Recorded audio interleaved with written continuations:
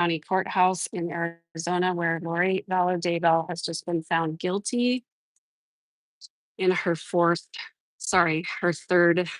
trial. I'm very grateful for that verdict. I'm trying not to get just civilian people in here.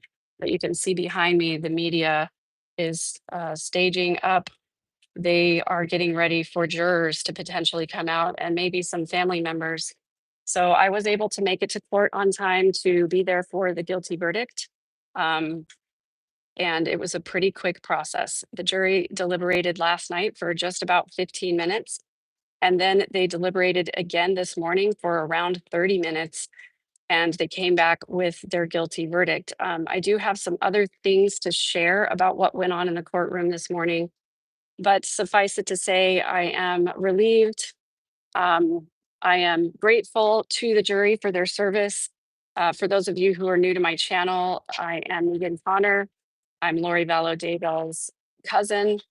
And this has been a very long journey for all of us who are related to any of the family members in this inglorious saga. All of these tragic events coming to an end. And honestly, I thought that it would be a little anticlimactic, but I can't really say that's true. This feels right. It feels good. It feels like exactly the way it needed to go down. So I know we were not really expecting this to happen this fast, but I do think that because Trina K did such an excellent job of wrapping together all the evidence in this case, it really was irrefutable that Lori was a big part of this conspiracy. Trina did an excellent job of showing all of this evidence that tied Lori to everything that was happened and how materially and deeply involved she was in all of this. And Lori tried to come back with her ideas of delusion and just loves everyone and never did anything wrong. Trina K was able to rebut that with her own amazing clapback, where she shut down every single one of Lori's quote unquote defenses, what she called supposed defenses. So it was very concise. I didn't think that there was really much doubt to be had in the mind of a jury trying to look at it objectively of, looking at the evidence. Was there anything where there could have been a reasonable doubt? And I really didn't think that there could. I really felt confident for the first time in all of this. I did not feel anxious about the verdict that the jury was going to come back with. I really felt confident it was going to be guilty, and it was. So I think it was a very clear cut case. And I watched as the jury came in, they seemed calm, they seemed confident, they seemed engaged. It was ultimately 7 women and 5 men who deliberated in this case. And it was a variety of different types of people. It was really interesting to see. Um, I really wish that I had been here for jury selection for that reason, but I'm glad that I did things the way that I did. And I'm glad that the timing worked out for me to be here at the right time. If I had waited any longer, I think I would have missed it. So it's good to be here in Arizona. I'm glad that it's only a couple of short days, that I'll be home with my family soon. And I'm going to spend the rest of my time here connecting with family members and friends who are in the area. And just really grateful for the opportunity to see this come to a close today. Definitely, Trina K didn't just hint, she outright said that there are multiple investigations regarding this defendant. She said that there were multiple investigations involving an open investigation involving Melanie Boudreaux-Pawlowski. It's definitely possible that there could be more charges that come to pass in light of all this. And I hope that everyone who deserves to be charged gets charged. I will be there for those things too, but it definitely feels like a lot less of an emotional investment to follow the people on the periphery of this case, with the exception of Melanie. I didn't know her quite well, but I did have some interaction with her. And it is very sad to me that the circumstances of her life and the fact that she fell so much in line with what Lori was teaching, that is really sad to me. And um, I include Melanie as one of those lives that Lori ruined, because I really think that her influence made it sort of impossible for Melanie to go in a different direction without being abandoned by the only people who really, um, you know, I don't know, loved and cared about her. I think it's horrible that she doesn't have a relationship with Steve Cope, because he saw the truth of who Lori and her other family members were, and I think that is pretty tragic. I don't know what's going on with their relationship, but of course, I wish him the best, and I hope the best for Melanie. And one of the things I was saying on my Patreon live this morning is that I genuinely hope that Summer, Janice, Barry, and Melanie have all had a change of heart and have come to some real realizations in light of everything that's come out in these cases. I really hope that they are different people now than they were even just a few years ago. Um, I hope that that's the case.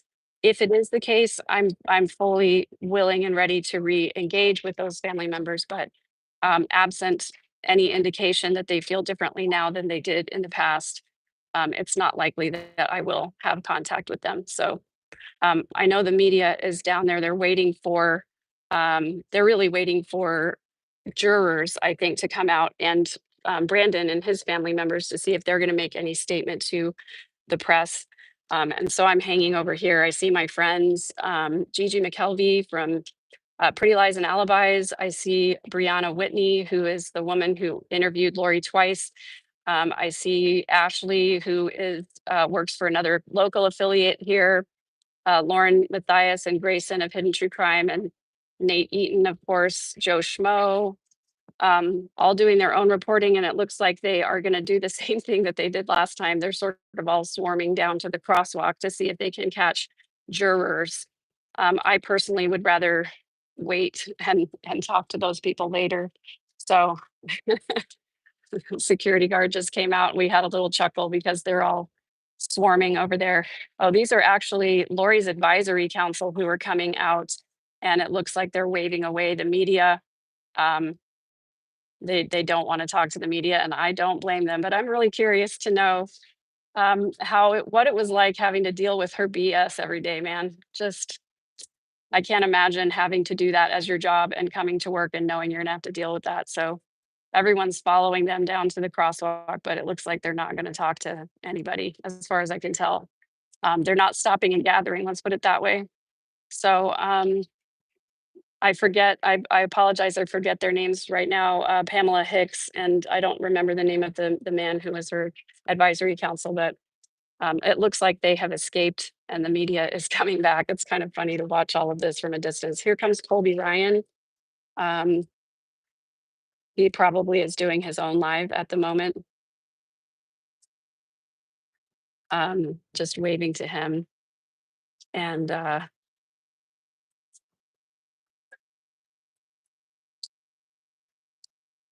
your suit looks great. um, he's likely going in to be with family. Colby is considered close family. He and Brandon are really close. I will share with you a really sweet moment, a couple of sweet moments in the courtroom this morning.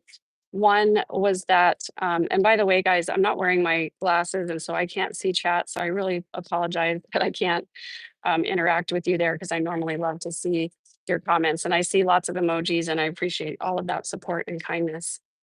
Um,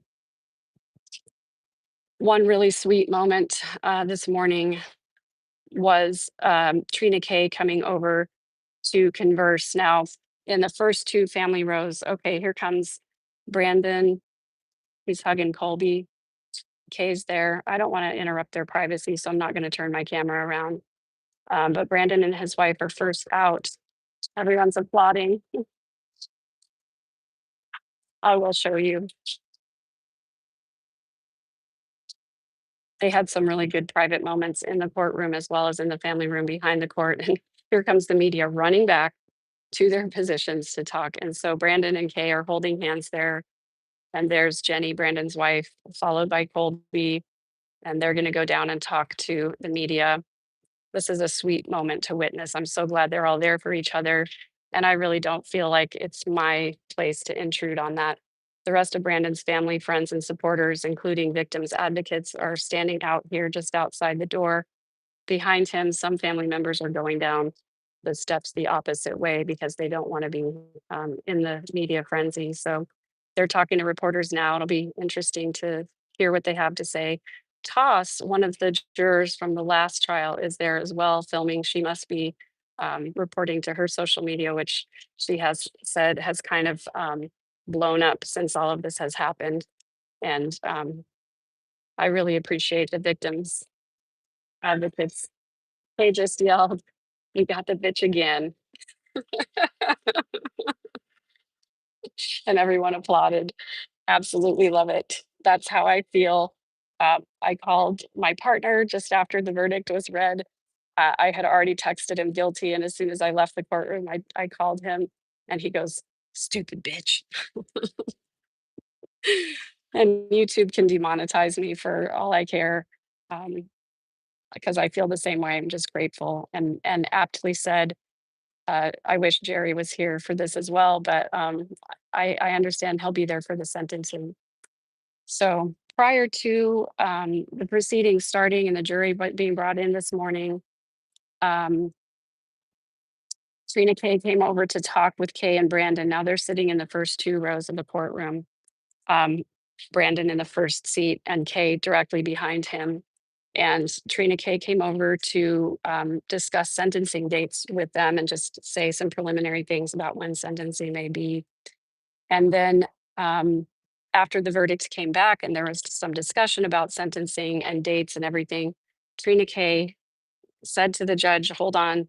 And she came back again to the family members to converse with them. Now, initially, Trina Kay had said a date. She mentioned July 11th.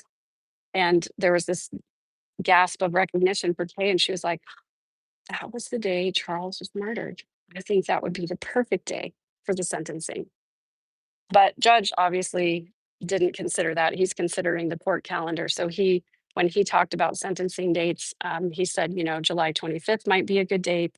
And so Trina Kay, before answering that, came back to converse with Kay and with Brandon to ask them if that would be okay with them, if they would be able to get family members to fly in for victim impact statements or whatever else might happen at that time. And so I think that's the date that we landed on, was July 25th from 9 a.m. to noon here in the exact same courtroom for the sentencing. Now, Lori stipulated to the aggravating factors, and so the jury was released. I guess after the proceedings were over, the judge went back and released them from the admonition. It'll be interesting to hear what any of them have to say about finding out who Lori really is and everything else that she's done. Um, this is a really beautiful moment to witness. So I'm going to turn around and just show you Brandon and Jenny holding hands. Brandon with his head sort of bowed. He comes across as a really humble man. Kay's hand on his back and just looking lovingly at him, listening to him speak about his experience. And the other really beautiful moment in the courtroom this morning was after the verdict was read and the jury was excused and we took care of all of the court business. The family members began to file back past me, and I was able to see for the first time Brandon's parents. His dad is a very tall, imposing man, very serious looking. His mother is a little shorter and looks like a very loving person. All of the family members filed past, and of course, Brandon was the last. I was able to say congratulations to Kay and to Brandon and Jenny. And then after they passed me, Brandon and his dad had a very sweet embrace, tears from both of them. And this realization hit me that, this man has almost lost his son. And I can just feel the peace and the gratitude that he gets to hug his son today. And justice has been served. So that was a really beautiful moment to witness. And then the family went, of course, back into the family room. We were held in the courtroom for a little while, to allow, I think, the family to get downstairs, without being, addressed by any of the media. And so they held all of us there just for a little bit until, the family members got down to the family room downstairs. And so then we were released. I was able to call, Samuel, talk to him for a few minutes. He's treating himself to a nice lunch today, and I'm gonna be doing the same. I really think that, it's gonna be a great day. I have a lot of, interviews not scheduled yet, but that we've talked about that, like, when depending on when all of this wraps up and when we get a verdict, that I wanna talk with some of my friends in the media here, and certainly will do that. And, it's gonna be over the next couple of days before I go home, just a time of, relaxation, celebration, hanging with friends and family, but also, talking with some people here on the channel, about their reaction and this whole saga finally being over. Um, I know that, there's just a feeling of relief, of finality. I'm grateful for where we are. So, Kay's coming back in. I'm gonna go give her a hug. Um, so I'll hang on just one second because I don't want to end quite yet, but I do want to hug her. So I apologize if my camera angle gets a little wonky because I don't want to. Anyway, I guess I'm going to go ahead and end now, and I'll have more thoughts and a complete recap later today. Thanks, guys.